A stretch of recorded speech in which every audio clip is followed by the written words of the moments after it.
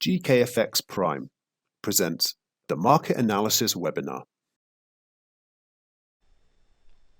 Good morning everyone, welcome to another edition of the weekly webinar. So today we're covering the major asset classes as normal, just going through some technical analysis as well as a brief chat on the biggest news out there. Potentially, as we mentioned in our week ahead video, we're verging on a death cross in gold. That'll be one thing we talk about. We've broken out into record highs on the S&P 500, and we've had a bit of chop back and forth on Bitcoin, but it looks like it's possibly breaking out. And a little bit of a rebound in the euro and some dollar weakness at the end of last week. So we'll talk all about that kind of stuff. Right, if there are any other products or strategies you wanted us to cover, please drop a comment in the video. Otherwise, just click the like button. That really helps spread the word about the videos. Right, let me get started. So here's our Euro chart, and we had a few of these lines in last week in terms of potential support. This is obviously this previous high through here, kind of the open and close through here.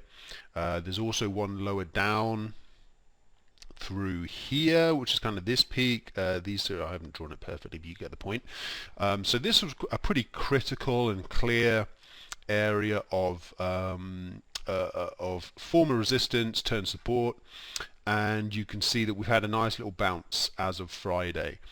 What was interesting is that on every Friday, you may know, you get COT data, commitment of traders data from futures and options markets, telling you how speculators are positioned overall.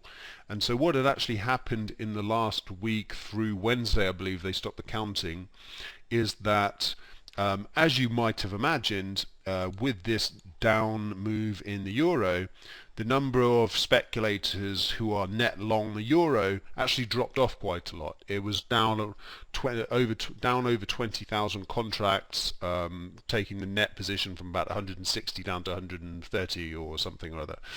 So naturally, less people buying the euro as this dip progressed. So we'll have to see. Maybe some of the weak hands have been flushed out, and overall speculators still very much long the euro. So we've had a bit of a correction here.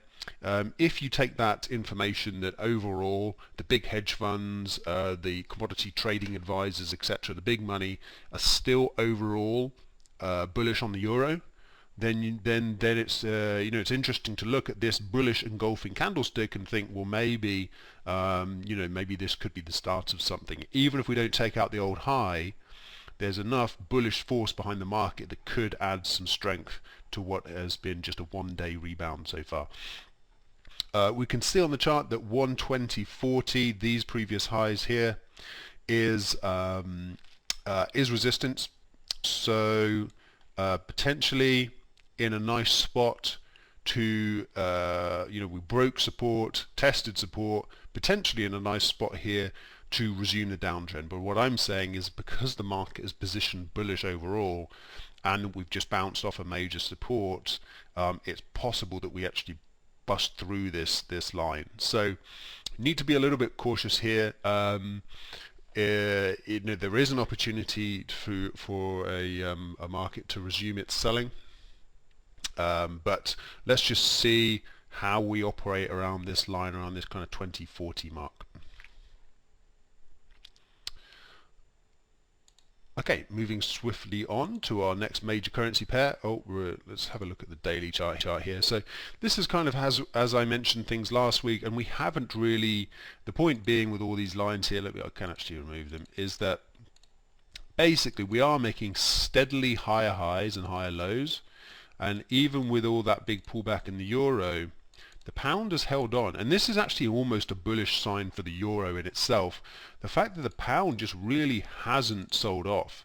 So while there's been a lot of kind of uncertainty around Europe's rollout of the vaccine, the UK rollout of the vaccine has actually been going relatively well, and so I think that plays a part in why the pound is right up near its highs. But if we were looking at a major kind of dollar rebound here, you would imagine the pound would be a bit lower. But despite this whole period of dollar strength, the pound has been strong.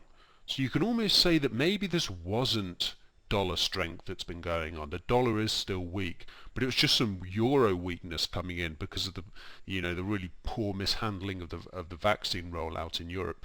And so that's why the research team mentioned in the morning note that if we just get a bit of good news on a bit of improvement on the European efforts to get the vaccines out there, then that could be enough for this euro to pick up steam, and we're almost breaking out to new highs in the pound anyway. So basically, what am I saying here? This is a bullish looking chart.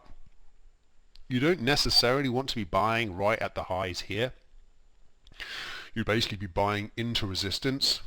But it seems quite probable that this week, even in the next couple of days, we get a push to the top side. Maybe a pullback towards this resistance, and then a continuation up towards the big 140 mark, which we haven't seen in over a year. So this is a bullish market, and right now it's range bound. But you can see that we had a false break. The market tried to turn lower, immediately had a big bullish buying spree as soon as we got below 136. Pound looks strong right now, so that we could face a major sell-off here, but that's not the way it's positioning at the moment. This looks like a pause for breath before the uptrend continues. As a rule, in terms of risk management, you don't really want to be, as I say, you don't want to be buying at the top of a trading range. You want to take some, as a general rule, I'm not saying now, but as a general rule, you want to be selling at the top of the range, buying at the bottom of the range, and when the breakout happens, you want to go with the breakout. So to me, given the overall direction of the trend here, you can see the moving average, it looks like a breakout's going to happen, and you want to somehow play that breakout, either as the price moves higher, if that's how you normally do it, or wait for the move up and the pullback is generally what I prefer. Okay, moving swiftly on to dollar yen. We mentioned the massive pullback last week, the massive breakout, last week from the declining wedge. We've been talking about it for so long. All throughout this decline, I was talking about when is this, when are we going to get this big move out? It's happened. Now, naturally, this is the daily chart, this is the 200-day moving average, and it's the old high. So those two together saw a bit of a pullback, and we had a bearish formation, that shooting star pattern. But as of Monday, we're pushing back into the old. So for this to become, so I'm cutting myself off mid-sentence here, but basically, at the moment, this is setting up like it could be a good evening star pattern, where basically you've got kind of if it's a pin bar, you've got like kind of the nose and then kind of two eyes on either side. And so that's what we've seen so far, push up into this first candle, not making it up to the old high, and then if we rolled over here and we kind of took out the second candle's low, that would be quite bearish. And we have had a massive run up here, so I wouldn't be surprised to see a bearish pattern. But to me, if you are trading this reversal from the 200-day moving average, just be wary of the fact that we've had a pretty powerful breakout, and probably there's a little bit further to go in this breakout. To me, the momentum is really to the upside now, and of course that can change, but you don't really want to trade necessarily for a long period of time against this kind of momentum. So if you're able to sell near these highs, you've got a relatively low risk, but just don't go for the kind of 6-bagger 6x return for like a drop down here. It to me seems less likely. We've had a good run up here. If we just take, for example, the 61.8% retracements down here, I mean, that would be a good result if you could obviously, I didn't mean to delete it, I meant to edit it. What I'm doing here is I'm just saying, if we are taking this opportunity, why do I keep doing that? Okay, bear with me here, guys. FIBO properties. There we go. Defaults. Let's get rid of these, but we could leave the 38. Here is, down at 104.50, and it's these previous highs through here, or even 104.80. One of these levels is probably the more likely place that any kind of drop would end. To me, it seems less likely that we get further down towards 104, although it's certainly possible. So in terms of you just want to make sure the risk reward is worthwhile. If you are selling down, you just remember you're going against the momentum. Equally, if you don't want to trade against the momentum and you're looking for a spot to re-enter this this impulsive move higher, then again probably these kind of levels is what you want to start thinking about. Right, moving away from Forex now, let's have a look at the gold market. Now you can see it hasn't happened. We did actually get a bit of a rally on Friday, and so we've just about avoided the death cross. Now, is the death cross itself something to trade on? I would argue probably no.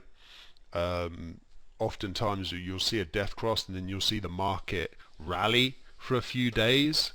But does it give you a bit of a warning sign on the overall trend? Yes, I think it does. If you've got the 50-day moving average below the 200-day moving average, at the very least you can say it's not a strong market. It's either a choppy sideways market, is what I would argue gold has become now, or it's a downtrending market. So your bias is probably towards buying and selling the top of the range, buying and selling at the top and bottom of Bollinger Bands. It's probably not trending based strategies, and if there is a trending based trade to be had, probably a sell trade is better when that 50-day crosses below the 200-day. But I wouldn't necessarily trade that signal by itself. I mean, moving average crossovers are a bit of interesting information to tell you about the trend, but they're very lagging in terms of an actual indication to buy or sell. Because, if we think about it, gold topped out months ago, and it's already had a deep correction from 20,080 or whatever it was to down to 1780, so it was already corrected 400 points. So sorry, $300. And it's only just giving us the signal to sell. So these signals are very late, but just keep it in mind in terms of what it could mean for the trend over the next few months. And not that you're holding a trade for a few months, but you kind of want to be in the direction of that overall trend. Okay, a lot of kind of theory chat there. Where do we stand in terms of the actual market? Well, basically it is choppy, but at the moment it's bearish.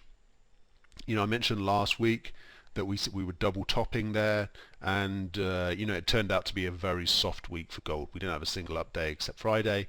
We took out the low, but at the moment all we've got is a kind of an equal. We've got a lower high and then an equal high, and then we had a higher low here. Now we've got a lower low, so there's no real confirmed trend in place, but at the moment it's slightly bearish because the last thing we did was take out the low.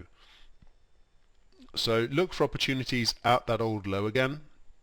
If we manage to rally as far as the old low, which is around 1830, if we manage to rally up to 1830 and roll over again, that's a sign we're bearish. If we get back over through that old low, it just shows that we're kind of chopping around still, and it is difficult to trade, to be honest. Now the complete opposite of a choppy trendless market is oil right now. This thing is absolutely on fire. So we mentioned last week that this was more of a continuation pattern than a reversal pattern. The bias was that we'd break to the top side. Did obviously add the cautionary note that we are very high above our 200-day moving average, and that a deeper correction is certainly due. But I think the point I made last week was that let's not try and predict that until it starts to happen. We did not get a daily close below 52 at the bottom of this range. You can see test, Never got a close below it even. Even if we did, I wouldn't be so inclined to think that was a reason to start selling oil. But if we had a big bullish candlestick off 52, took us to the top of the range, broke out, and just carried on every day bullish. And if we zoom out for a bit, there is not a lot of reasons to be selling before 65. The last few times that gold went from 65 down to 57, our current price, it didn't stop. It's just dropped harshly over a couple of weeks. And so if we're looking for potential resistance in here, I would say that it's hard to find. And so it does seem like oil is heading towards 65. But as we mentioned, it's only just made it through its 200 week moving average, and it's well above its 200 days. So even if we eventually do get to 65, it's not to say we can't see some big correction first. It's hard to see us getting down to 45 again. It's hard to really see what would do that. But oil very much a part of the kind of reopening global growth story, definitely benefiting from talk about a new Biden stimulus package in the US. So that's really the main theme. It's just the kind of the reopening of the global economy. So if that all starts to stall, then that would be why oil will roll over. But it certainly looks a very strong market. It's an uptrending market. You really want to just look for opportunities to buy with the uptrend, in my opinion. Okay, this is the S&P 500. We hit record highs last week, crossed 3,900 for the first time. Now we're obviously just 100 points shy of the big 4K level, which seems to be acting as a bit of a magnet for the price. So we mentioned last week that basically what happened is I was trying to make the point last week that it's okay to take out a low once. That's still part of a correction. So we were trending up, price comes down, takes out that low. The point I was making is that it needs to take out the next low for us then to consider it to be a downtrend. But it didn't do that. We rallied nicely off. There was a confluence of support from 3,700 and this rising trend line. And so we did obviously try to push down, but you can see from based on the daily chart, that was just a false break lower. Rallied up, and really that was our signal at the end of this day that things are looking bullish, and we've rallied up since, and looking good. A test to 4,000 looks very possible. But keep in mind there are going to be some long-term players that will probably have 4,000, roughly speaking, as an area to take profits. So we maybe could expect, as we head above 39.50, if indeed we do, that would probably be the kind of region in which profit taking could happen.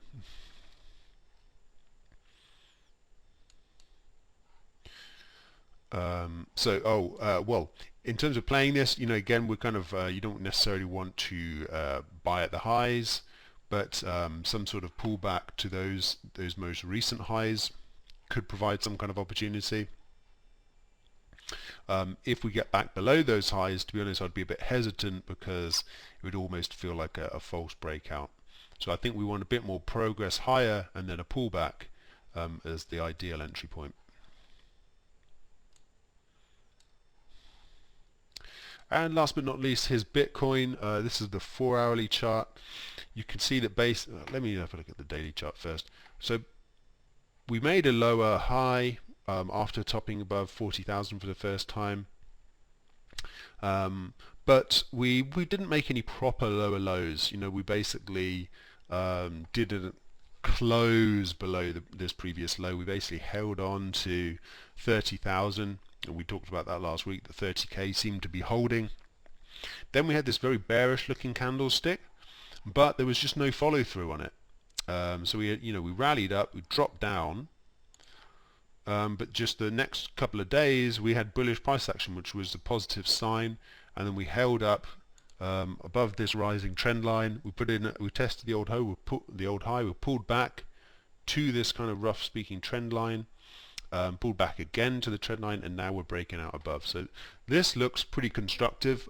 Keep in mind Bitcoin is decentralized, obviously, so there's no one super reliable price. Same general concept with Forex. So I think there were some prices showing Bitcoin hit over 40,000 on Friday and pulled back. These prices don't have that.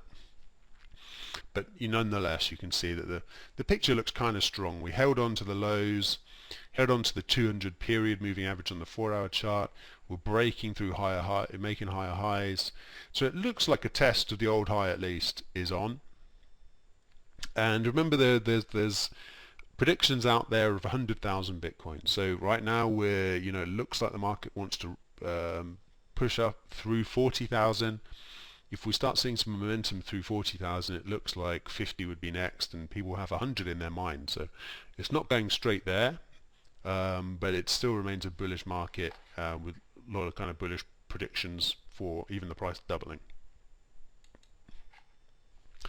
All right, thank you very much for watching. Good luck with trading this week, and please make sure to subscribe to the channel so you don't miss our next webinar next week.